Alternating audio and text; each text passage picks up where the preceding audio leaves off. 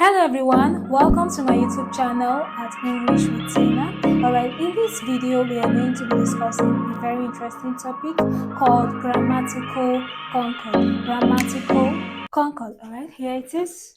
Grammatical concord. This topic is actually very necessary for second language users of English. I also love this topic very much that I decided to share it with you all. So please, if you've not subscribed to my channel, subscribe to my channel. All right, so without wasting much time, I'm just going to write down the contents of what we are supposed to achieve in this very video. So please keep watching.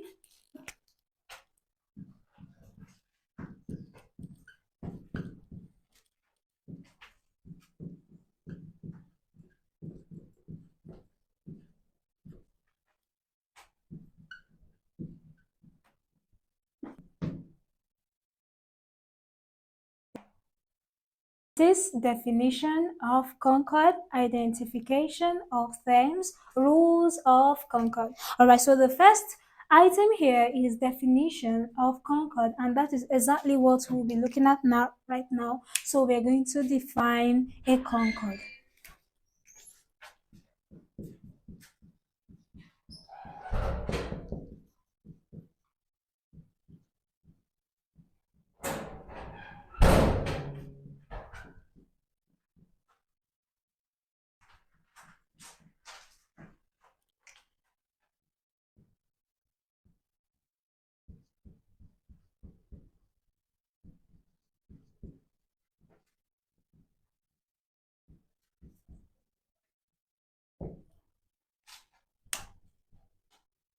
A concord is the agreement that exists among elements of a sentence. It is the agreement that exists among elements of a sentence. So we've achieved this first content, so we'll move down to the second content where we are going to be identifying some terms in the definition. All right, so here elements of a sentence.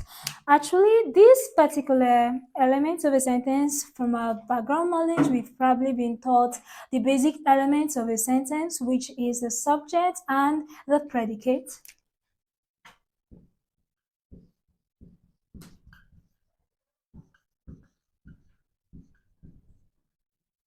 Subject and predicate. So this predicate is further analyzed into four other elements, which is the verb,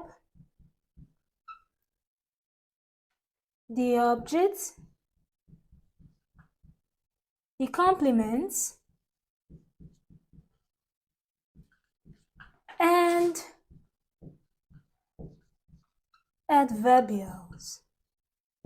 All right, but in this particular video we are just going to be making use of these two elements, which is the subject and the verb. Okay, the subject and the verb. All right, so we are done with this other item, identification of themes. So now we'll move down to the main content in this video, which is the rules of concord. Rules of concord. All right, so let's just clean the board and get right to it.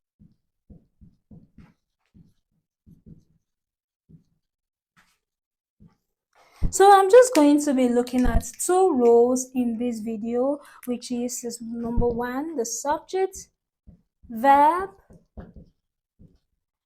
agreement, and the compound subject. So let's just get to it. All right, so please keep watching. So subject verb agreement. This rule states that the verb must agree with its subject in number. The verb must agree with its subject in number. What does this mean? Okay, it actually means that if the subject is a plural, then this verb must be plural. If the subject takes a singular form, the verb takes a singular form. So I'm just going to give us an example of what I'm trying to say. So please keep watching.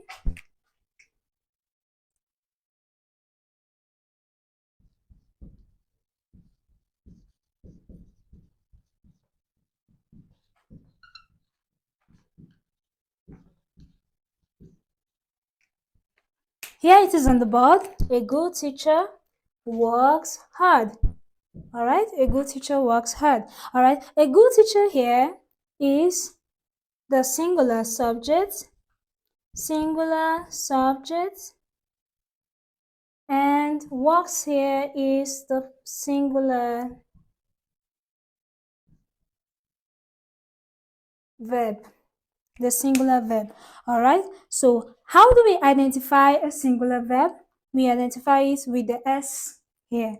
Sometimes, most times, a singular verb takes the form of s or es at the end. All right, so this is an example of subject verb agreement. We also have some when we have good teachers work hard. Good teachers work hard. Okay, good teachers here is definitely a subject, plural subject, guys.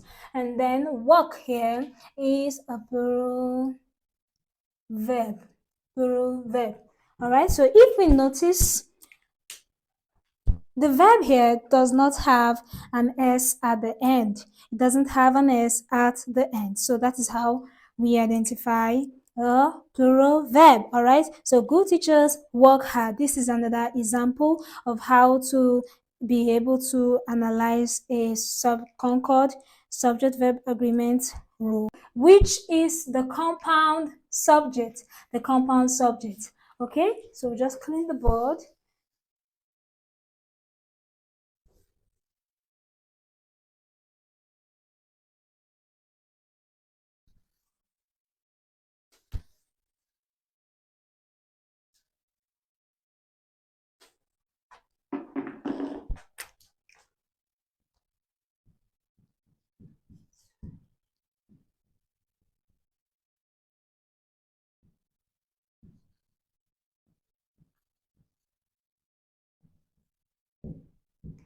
Compound subject. This is the second rule on grammatical concord. This rule states that compound subject takes a plural verb. Compound subject takes a plural verb.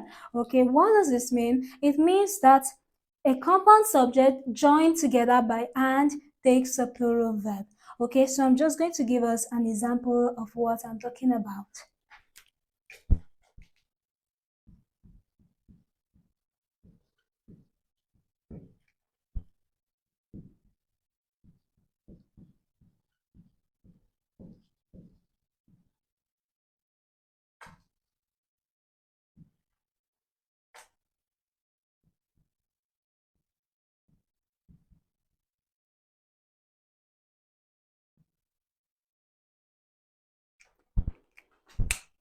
Peter and Paul were at my birthday party. Peter and Paul were at my birthday party. Peter and Paul were at my birthday party. Okay, Peter and Paul here is the compound subject. Okay, and we said if the compound subject takes a plural verb. So Peter and Paul is a compound subject. Where here is the verb and it is plural.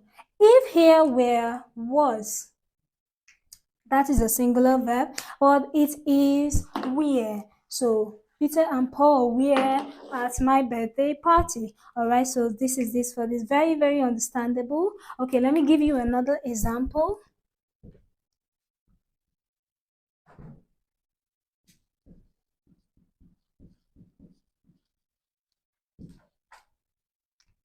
Sorry, there's no S here.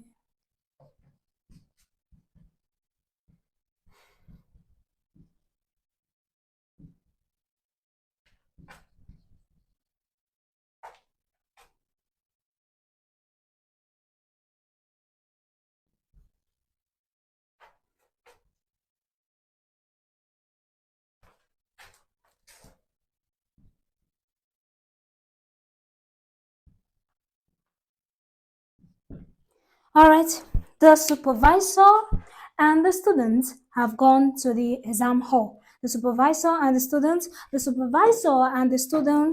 is the compound subject. You know, a compound subject, just as we have a compound So the supervisor and the student here is the compound subject. Just as we have the compound sentence where we talk about two or more, right? So in this particular place, if you notice, the supervisor is one and then the student is not just one, but more than one. Okay, so the supervisor and the student here is talking about two or more, right? Two or more, that is a compound subject. The supervisor and the student have. So have here is the compound. Have here is the plural verb. Okay, have here is the plural verb. So this is the compound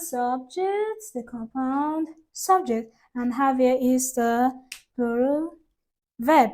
Okay, so and that is it, compound subject. So all right, so but there is an exception to this rule, and that exception is that if the noun or pronoun refers to the same person or thing, that is when it can then take a singular verb. If the noun or pronoun refers to the same person or thing, let me show you what I mean.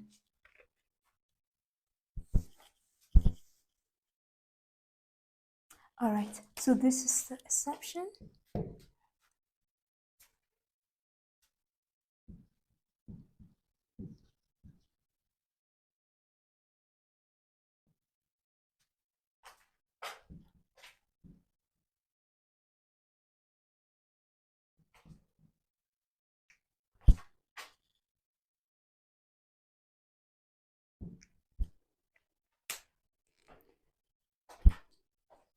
Bread and butter is his favorite meal.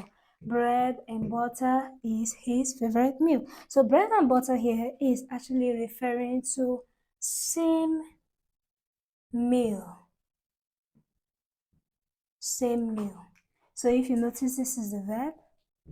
This is the verb. So as you can see, it's a singular verb. All right. So I'm just going to give us another example.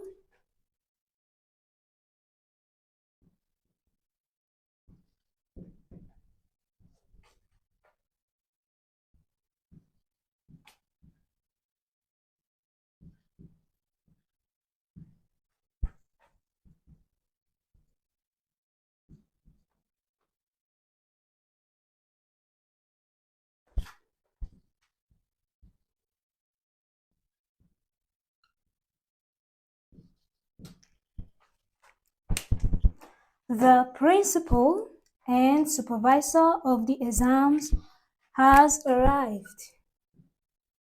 Same person. The principal and supervisor of the exam has arrived. Okay, so if you see and if you note, the principal and supervisor is the same person. Is referring to the same person, so that is why it is the principal and supervisor of the exam has arrived. So has here is the singular verb.